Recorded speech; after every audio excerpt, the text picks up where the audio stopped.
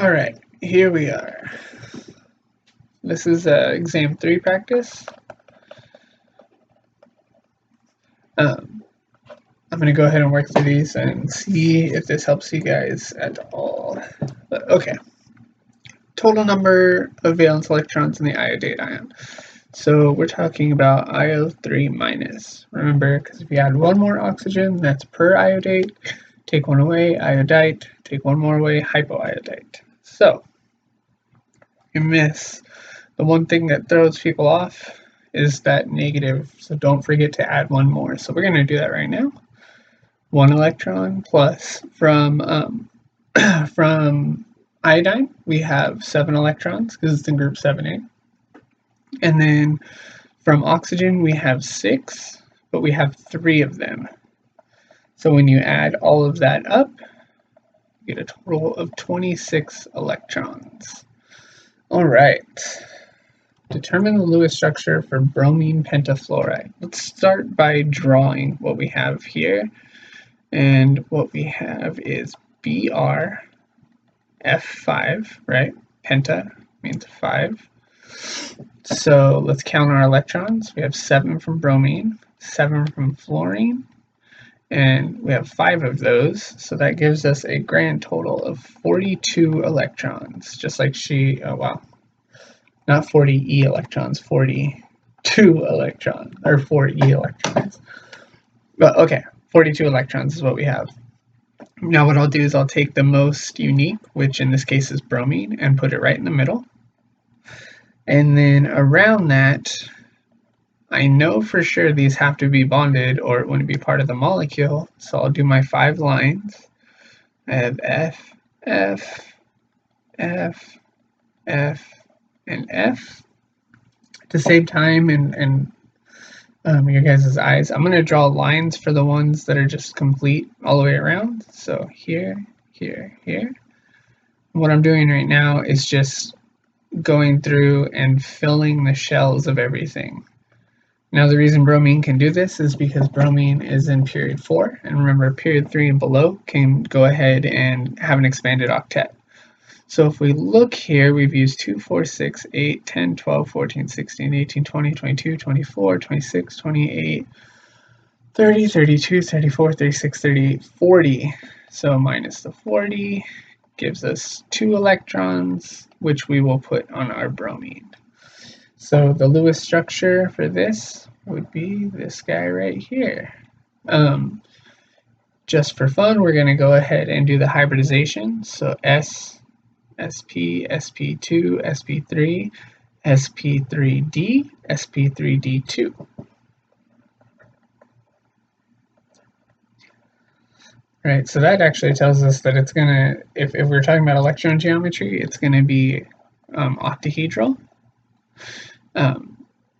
This is for electron. For molecular, I know it doesn't ask this, but it's good to do this little bit of extra stuff because these type of questions will be on the test. So for molecular geometry, since we took one away, we actually have square pyramidal. Okay, so that's that question. Obviously, the part I circled is the one you want to go with.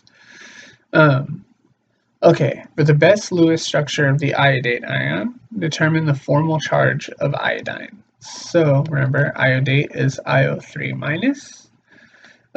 If we go ahead and count the electrons, we have 7 from iodine plus 6 from oxygen. We have 3 of those, and then don't forget that extra 1. Like we said above, we have a total of 26 electrons. And then if we look, iodine is the most unique, so that's going to go right in the middle. I know I at least have 3 oxygen attached to this, right? Let's go ahead and complete the octet for this guy. And then, so if we look, we've used up 2, 4, 6, 8 electrons, which leaves us with 18, right? Yeah. 18 electrons. So how can we do this to make sure that all the oxygens get what they need? Well, we could just put 6 dots around this. But if we do that, that's going to give us a negative charge here, negative charge here, negative charge here.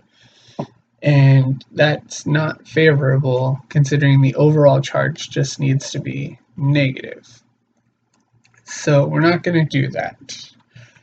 I'm going to go ahead and throw in a double bond here and a double bond here. Remember, this is period 3 and beyond. It's actually period 5. So we're good on expanding the octet on this. So what I'll go ahead and do now is fill everything else in. With these, honestly, it's just practice. The more you see these, the more you tend to do them or tend to know, like, okay, I need one negative charge. The one that's going to hold the negative charge in this, most of the time your negative charge is going to be on an oxygen because it's going to be single bonded, just like this one is here. So this one, we have a single bonded oxygen. So if we do the formal charge on this, which is the easiest version of formal charge, is valence minus lines minus dots. So to make this a lot clearer, let's go ahead and draw in the dots on this. On this we have 6 valence, right? Minus 1 line minus 6 dots, which gives us a -1 charge. That's how I'm doing this. Instead of using the valence minus 1/2 of bonding electrons, which just means lines, minus, and I think it says like 1/2 or like lone pair or something like that. Well, for lone pair, this would be considered 1 lone pair, but that's actually 2 electrons. So just to avoid any confusion, I just say valence minus lines minus dots. There's 6 valence minus 1 line minus 6 dots. Okay, so that's going to hold our negative charge, which is perfect because we need 1 negative charge. So if I'm looking at these, they can't have a charge. So 6 minus 2 minus 4 is 0, and that's going to be the same. And then on iodine, it doesn't need to have a charge, so it needs to have a total of 7 things around it, because it's in group 7. So we have 1, 2, 3, 4, 5, 6, 7. So, or if you want to do it using formal charge, formal charge of iodine is going to be 7 minus, for lines we have 5, minus the dots we have 2, which is going to give us a formal charge of 0. You'll see why I like to do this as we keep doing problems and stuff like that. It's just so much easier to use formal charge to find structure. And like I said, you'll start to notice patterns. Like I was saying there, we have 1 negative charge, so it's going to usually be on the oxygen. Okay.